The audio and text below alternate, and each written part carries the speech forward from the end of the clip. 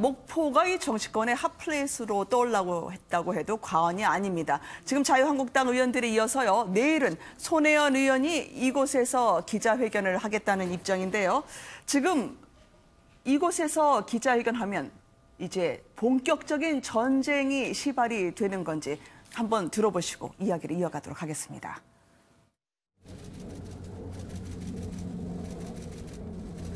네, 저희가 이곳에 방문한 것은 정말 목포를 위한 개발이 되고 목포를 위한 재생이 되어야 된다고 생각했기 때문입니다. 외부에서 온 투기자들에 의해서 그들의 이익으로 돌아가는 그런 투전판으로 되어서는 안 된다고 생각하기 때문입니다. 이 부분에 대해서 저희가 잘 짚어보아서 이것이 목포에 계신 분들의 이익이 되는 그러한 발전이 될 수 있도록 노력하겠습니다. 철저히 조사해 주세요. 네, 저희가 열심히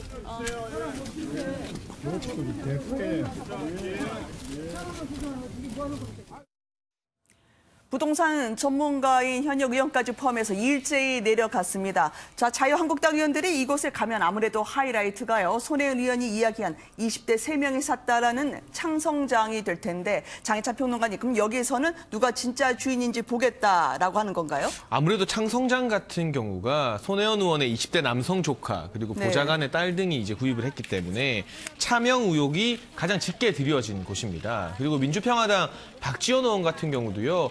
다스는 누구 것입니까에 빗대어서 창성장의 진짜 주인은 누구입니까? 라는 표현을 남기기도 했었거든요. 네. 그만큼 창성장 관련해서 이것이 과연 목포 구도심을 살리기 위한 어떤 투자였는지 아니면 차명으로 본인의 어떤 측근들에게 이익을 주는 투기였는지를 파헤치는 데 집중했던 것으로 보여지고요. 이 손혜원 의원의 조카 같은 경우는 창성장을 구입할 당시 이제 군 복무 중이었던 걸로 알려져 있죠. 네. 그리고 지금도 이 창성장 운영이나 수익금에 대해서 아는 바가 전혀 없다고 인정한 바가 있습니다. 그렇기 때문에 이 부분을 자유한국당은 파헤치기 위해서 내려간 것으로 보여지는데 저는 나경원 의원이 조금은 무리수를 둔 것이 아닌가. 네. 굳이 지금 목포로 이렇게 자유한국당 의원들을 대동하고 내려갔어야 했나. 지난번 김태우 전 수사관 사건 때도요. 국회 운영위 불러서 조국 수석이랑 다 불렀는데 결정적인 한 방이 없었거든요. 그런 비판을 당내에서 심심치 않게 받고 있습니다. 그래서 이번에는 뭔가 한 건을 해야겠다. 그런 조급증이 발휘된 것 같은데 지금 목포 민심이나 호남 민심을 보게 되면 이 손혜원 의원 사건에 대해서 우려하는 분들이 많아요. 혹시나 이 사건을 계기로 목포나 호남 지역에 대한 정부의 예산 사업이 뚝 끊기면 어떡하나. 이런 걱정을 가지신 분들이 많은데 야당인 자유한국당 의원들을 대거 동원해서 취재진과 함께 현장에서 보는 것, 저는 어떻게 보면 민심의 어떤 역풍을 불러일으킬 수도 있는 굉장히 위험한 무리수를 나경원 원내대표가 둔 게 아닌가 싶습니다. 네. 손혜원 의원은 그럼에도 전쟁을 불사하겠다. 지금 확전의 전초기지로 목포를 삼고 있는 듯한 느낌입니다. 나경원 의원에 대해서요. 곧 반전의 빅카드가 폭로된다고 하던데 어떤 이야기를 하려고 하는 걸까요? 그런데 이게 또 곧바로 다른 글이 또 올라왔어요. 네. 반전의 빅카드는 없다. 이거 뭘 의미하는지 모르겠어요. 반전의 빅카드를 폭로할 것처럼 했다가 또 반전의 빅카드가 없다라고 또 얘기를 합니다. 그러니까 기자들을 보고 내일 오라는 얘기인지 말라는 얘기인지 모르겠어요. 처음에는 내일 그 본인이 지금 박물관 만들려고 했던 그 부지에서 하니까 외부인 절대 금지, 기자들만 가능, 기자증 반드시 필참하시오. 반전의 빅카드 뭐가 있습니다. 라고 예고를 했단 말이에요. 그래서 역시 나경원 지금 원내대표가 오늘 이제 가니까 맞불 전략을 좀 펼 생각인가 보다. 그리고 뭐 그와 관련한 또 이제 창성장과 관련한 그런 의혹에 대해서 명확한 뭐 해명을 한다든지 아니면 뭐 나경원 의원과 관련한 뭔가 이렇게 또 추가 폭로를 하려고 하는 건지 이런 예상을 했는데 갑자기 이것도 그 반전의 반전이 지금 돼버렸단 말이에요. 그래서 내일 과연 무슨 얘기를 할지는 좀 이제 지켜보긴 해야 되겠으나 제가 보기에는 지금 이 두 분 다 과도하게 지금 정치를 하는 것 같아요. 그러니까 나경원 원내대표도 뭐 굳이 저기까지 가는 이유가 뭐겠습니까? 추석 밥상에 어차피 오를 이슈이기 때문에 가서 좀 의혹을 좀 더 증폭시키겠다라는 의도가 굉장히 강한 것이고 또 손혜원 의원 입장에서도 어떻게 보면 지금 이낙연 총리가 오늘 지금 법대로 처리하겠다라고 좀 엄정하게 이야기를 한 상황에서 정치적으로 말고는 이게 좀 돌파구가 없다라는 생각을 좀 하는 거 아닌가 싶어요. 그래서 정치적으로 계속 이슈를 해서 어떻게 보면 여론전을 통해서 자기 지지 세력들을 좀 동원을 해서라도 이 난국을 타개하겠다라는 그런 의지로 읽히는데 이게 과연 본질적으로 목포 시민의 이익에 과연 부합하는 것인지 네. 또 국민적 이해관계에도 맞는 것인지 잘 모르겠습니다. 네. 김성환 평론가님, 이분이 워낙 브랜드 전문가셨잖아요. 홍보 전문가긴 하지만 자신의 아이디어에 대한 믿음이 워낙 강하셔서 그런 걸까요? 일단 모든 사람들 자신을 빼고 지금 총을 겨누고 또 수화되는 형국인데 오늘 이 총리까지 불법 행위가 있다면 법대로 처리하겠다 해서 상당히 좀 뉘앙스가 달라졌습니다. 이게 오히려 여권에서는 최초로 이 고위급 공직자가 이야기한 직격탄이 아닐까 싶은데 어떻게 해석하셨습니까? 그러니까 기존 정치적인 문법으로 얘기를 하자면 손혜원 의원의 대응 방식은 좀 이해할 수가 없죠. 네. 왜냐하면 본인이 의원직까지 걸겠다고 얘기를 한 상황이고 검찰 수사를 지금 받겠다고까지 얘기하지 않았습니까? 네. 그러면 보통의 경우에는 이렇게 정치 공방이 난무하면은 더 이상 얘기를 안 하거든요. 그래서 이슈가 한창 뜨거워졌던 이슈를 좀 식혀가는 작업들을 할 텐데 지금 손혜원 의원 같은 경우에는 오히려 이슈를 키우는 방향으로 본인이 적극적으로 네. 대응하고 있거든요. 네. 이건 기존 정치화법으로는 설명하기가 조금 어렵다 이렇게 보이고요. 그러니까 손혜원 의원 건이 왜 이렇게 공방이 많냐면은 제가 네. 볼 때는 기존에 볼 수 없었던 스타일이기 때문인 것 같아요.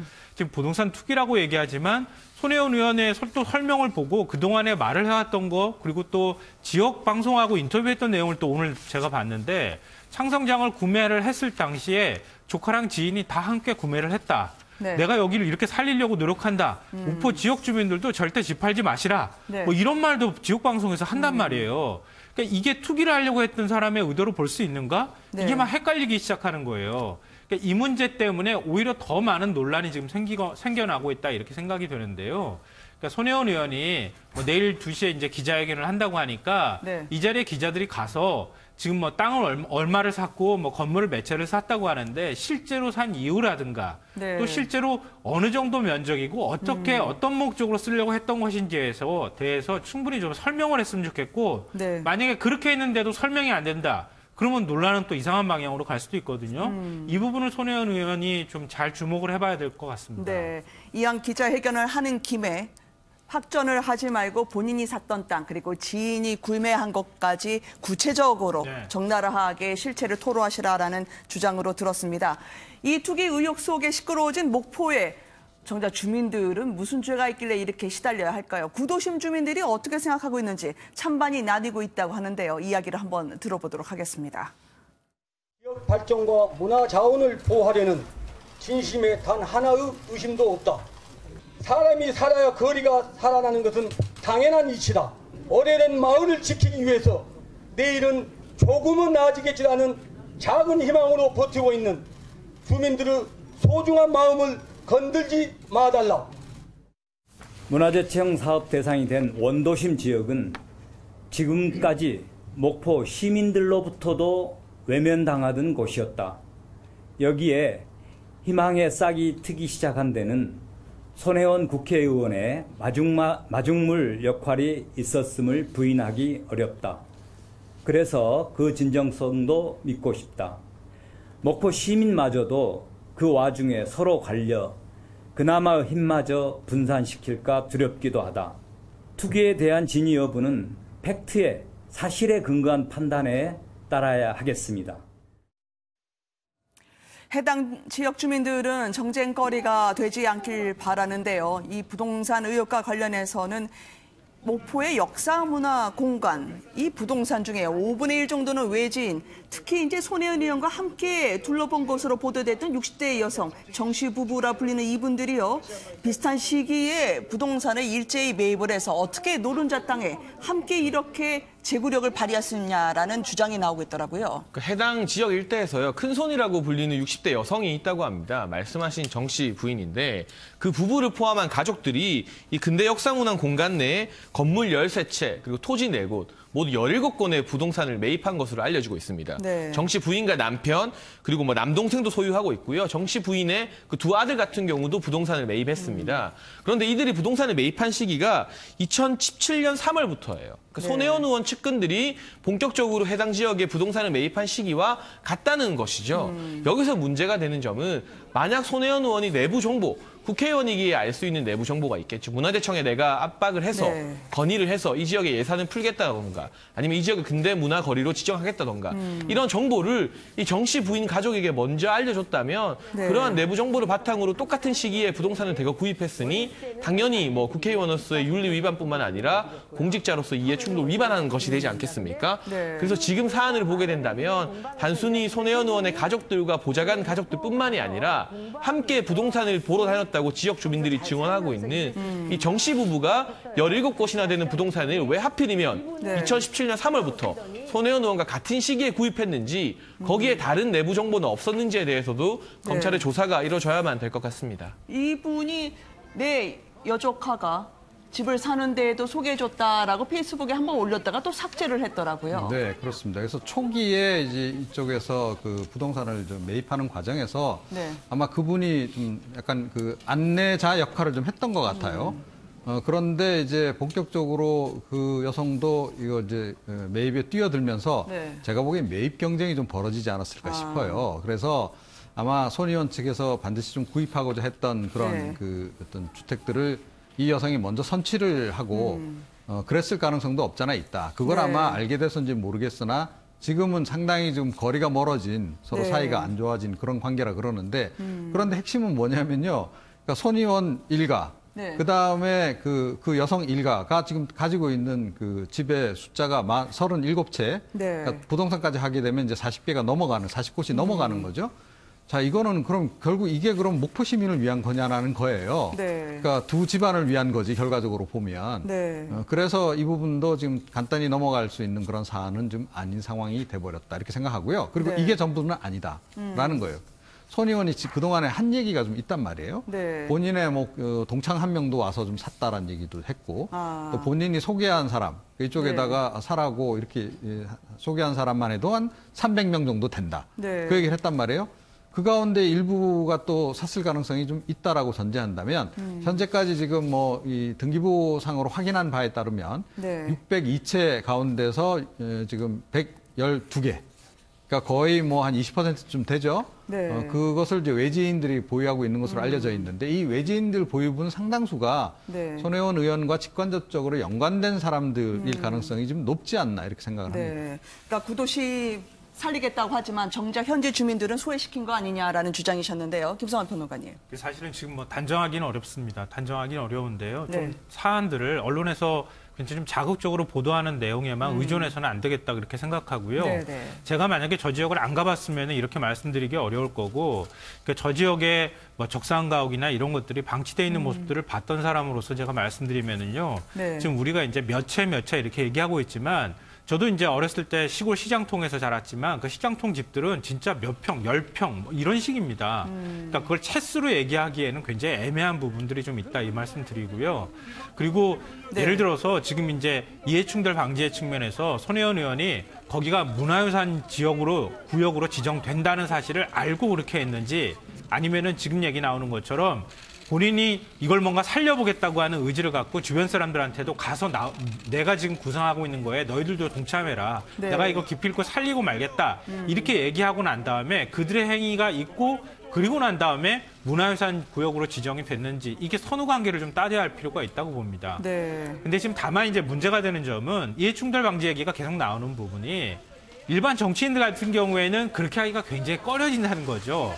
왜냐하면 정치인이 그렇게 했다고 하면 뒤에 나중에 가서 다시 선거에 나왔을 때 당신 그랬던 거 아니냐라고 하는 얘기를 들을 가능성이 있기 때문에. 아니 더더군다나 자기가 백지 신탁한 회사, 그러니까 본인이 그 회사 통해서 사면 안 되는데 자신의 돈을 얹어가지고 혹시 우회적으로 사서 법망을 피한 게 아니냐라는 주장이 나오거든요. 그러니까 그것도 사실 그런 부분하고 마찬가지예요. 네. 그러니까 손혜원이라고 하는 독특한 기질을 갖고 있는 어찌 보면 기업가로서 더 어울릴 만한 사람이 국회의원 배지를 달았고 네. 그 사람이 뭔가 진정성을 갖고 여기를 살려보겠다고 덤비면서 이해충돌 방지에 관한 문제를 소홀히 했을 가능성은 저는 충분히 있다고 봅니다. 네. 근데 이 사람의 진정성까지 다 무시할 상황은 또 아닌 것 같고요. 사안마다 내용들을 좀 들여다볼 필요가 있다는 말씀 드리고요. 지금 말씀하셨던 것처럼 백지 신탁을 해서 그 회사 거를 백지 신탁을 했으면 본인이 거기에 대해서 권리 행사를 하면 안 돼야 되는데 네. 남편이 갖고 있는 이 백지 신탁한 전시 행사를 담당하고 있는 회사에서 그 목포 지역에 뭐 땅을 샀다거나 이렇게 하면은 네. 본인의 영향력이 거기에 미칠 수도 있잖아요. 그러니까 백지 신탁을 할 의미가 없는 거죠. 그런 측면에서 일부 소홀한 측면들이 지금도 눈에 보이고 있는 것도 사실입니다. 네. 그런 부분은 지금 검찰 뭐 수사를 통해서 확인돼야 될 필요가 있고요. 이 사안들이 좀 그 사실 유무를 하나씩 좀 점검하고 확인해 볼 필요가 있다고 저는 개인적으로 생각하고 네. 신중하게 좀 봐야 될 필요가 있다고 봅니다. 이거를 같은 당 안에 있는 금태섭 의원까지 문제 제기를 하지 않았겠습니까? 이게 국회의원으로서의 이분의 생각이 맞는지 모르겠다라는 취지로 얘기하니까 단연 이 손 의원이 가만히 있지를 않았죠. 여론에 물어보자, 알거나 말을 하라라는 취지로 반박을 했었는데요.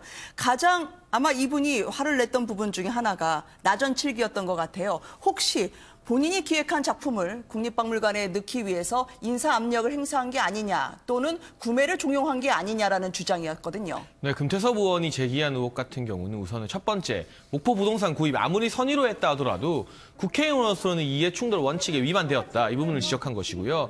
말씀하신 나전칠기 같은 경우는 이제 장인들이 만들었는데 손혜원 의원 측에서는 그 작품의 기획 의도나 여러 가지 디자인들, 컨셉을 전부 다 손혜원 의원이 제공했기 때문에 사실은 손 의원 소유의 작품이나 마찬가지다.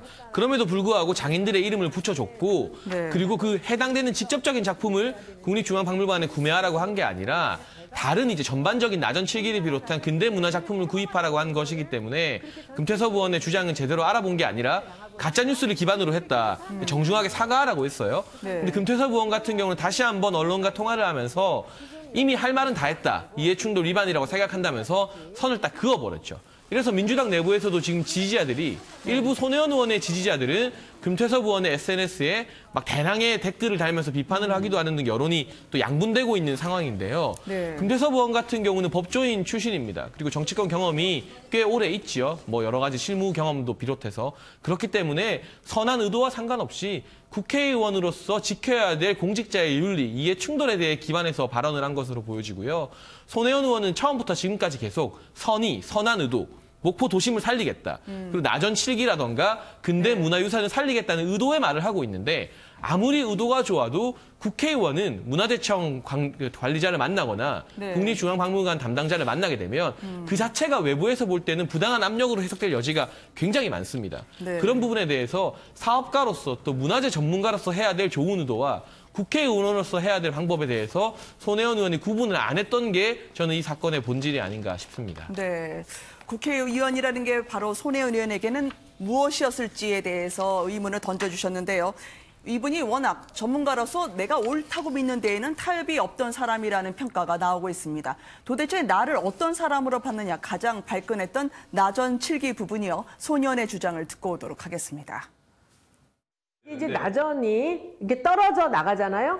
그러면 저는 우리나라에선 전부 다 그거를 똑같이 오려서 붙이기 때문에 그렇게 하는 줄 알았어요. 그랬더니 보니까 전 세계에 있는 우리나라 나전을 컬렉션하고 있는 박물관이 다 어떻게 하냐면 그 부분을 더 이상 떨어지지 않게 오칠로 이렇게 눌러서 그대로 두는 게 술이더라고요.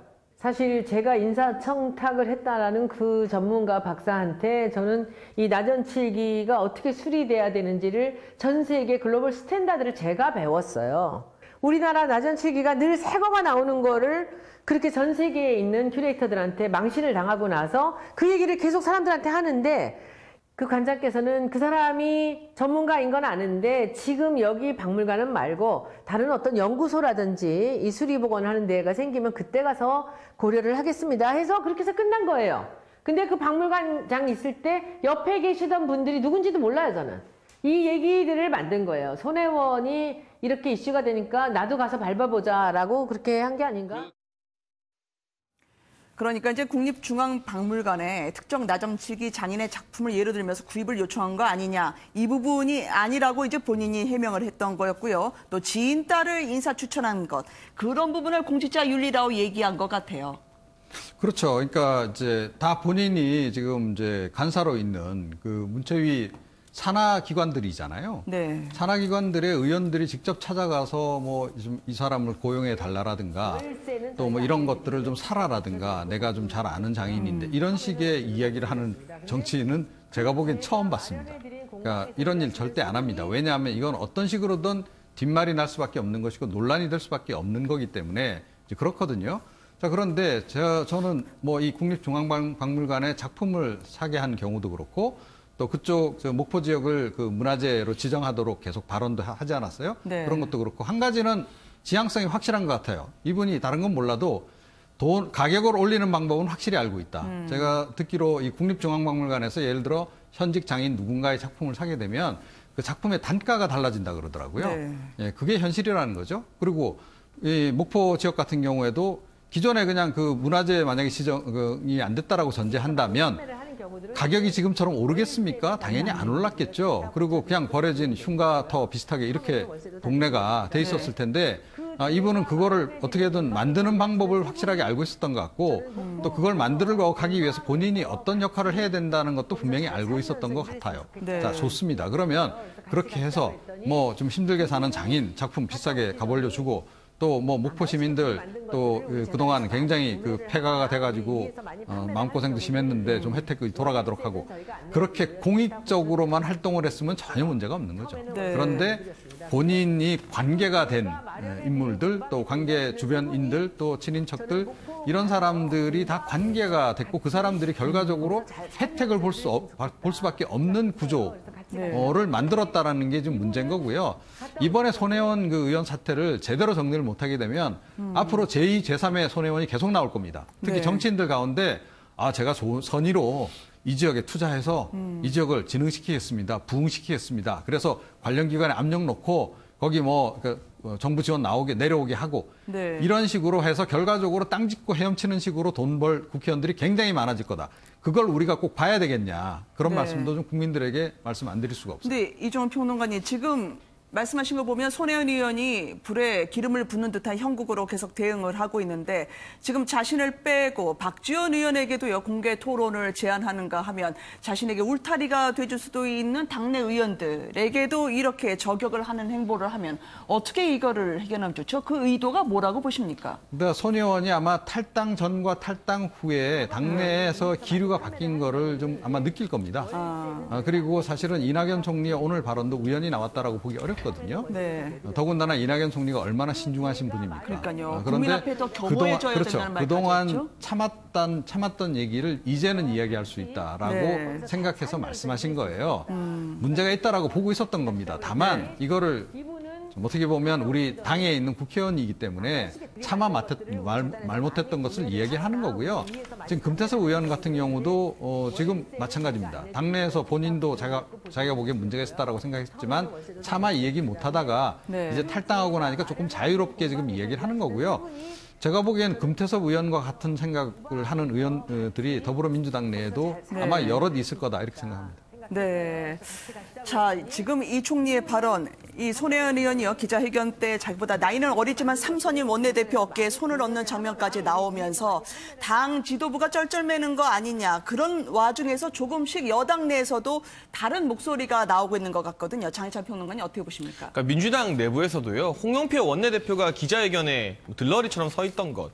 그리고 백브리핑 할 때 보시는 것처럼 어깨에 손을 얹는 것. 이것은 나이를 떠나서 원내 지도부인 원내대표에 대한 예의는 아니잖아요. 더군다나 탈당을 하는 기자회견에서 이런 작은 제스처 하나, 태도 하나가 사실은 국회의원으로서의 어떤 직무 전문성, 국회의원으로서의 자각이 부족한 거 아니냐는 비판이 민주당 내부에서도 나오고 있습니다. 아직 실명으로 손혜원 의원 비판한 사람은 금태섭 의원 정도가 있지만 익명으로는 여러 언론사들을 통해서 민주당 내부 국회의원들이 부글부글 끓고 있다. 손혜원 의원 한 사람 때문에 당이 너무 지도부가 끌려가는 것 아니냐 이런 이야기가 나오고 있거든요.